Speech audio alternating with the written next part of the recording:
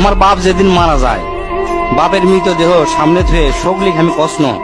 আমার বাপ যার কাছ থেকে টাকা ধার লিছে বা যাই যাই টাকা পায়, শোকলি আমার কাছে জানাবেন, আমি শোকলি ঋণ শোধ করে দেবো। এই কথা শোনার সাথে সাথে আমার বোন হাত ঝাঁকি দিয়ে হলো, ভাই তুই শোধ করবো কেঙ্গা করে? তুই তো আজ 5 বছর ধরে চাকরি নাই, বেকার থাকে, এতগুলা টাকা তুই কেঙ্গা করে শোধ করবো? বুনক আমি আস্তে আস্তে অভয় দিয়ে কোনো চিন্তা করিস না বোন, বাপের সব ঋণ আমি শোধ করে দেবো, 1 টাকাও ব্যাংকে থমো না। পরের দিন সকালে ঘুমোর থেকে উঠতে না উঠতেই দরজা খুলে দেখি বারান্দার 4-5 জন লোক বসে আছে, পাওনাদার। দেখে আমার গাও ঘামে উঠলো। অকেরে কি কমো, আমার মুখের ভাষা আসলো না। রাতটা ঠিক মতো পার হবার দেয়নি, আসে হাজির। সামনে যাতে একজন খাড়া হলো, খাড়া হয়ে আমাকে করছে, আমি অমুক ব্যাংক থেকে আসছি, আপনার বাপ তার বেটা বেটির নামে 20 লাখ টাকা ব্যাংকত থুয়ে গেছে, তাড়াতাড়ি ব্যাংকত আসেন।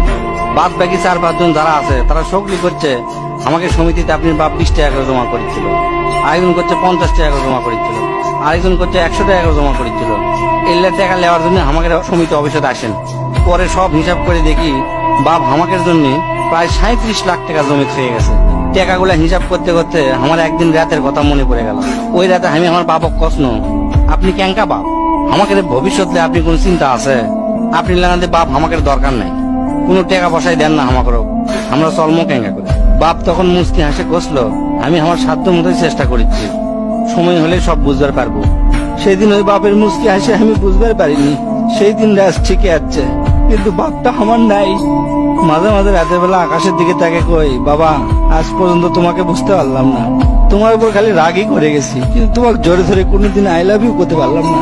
আজ বুঝিচ্ছি, কৃষক তুমি 1 শার্ট পরে 3 বছর পার করেছিলা, কৃষক তুমি 1 স্যান্ডেল 32 বার সেলাই করেছিলা, তোমার কাছে ক্ষমা চাওয়ার সময়টাও দিলা না। আমাকে তুমি মাফ করে দিও আব্বা, জীবনে তোমার সাথে অনেক বেয়াদবি করছি। তার কয়েকদিন পর খোঁজলে দেখি আমার বাপ কারো কাছে 1 টাকাও বাকি করেনি, 1 টাকাও ঋণ করেনি, বরঞ্চ অনেক মানুষক টাকা ধার দিছে, তারা এসে দিয়ে গেছে। তাই তোর হাত পাও ধরে কই, দোস্তরা তোকে বাপ অনেকেই বেঁচে আছে, বাপের সাথে কোনোদিন বেয়াদবি করবো না। বাপ যে কি ভালোবাসে এখন বুঝবো না, পরে বুঝবো দোস্তরা।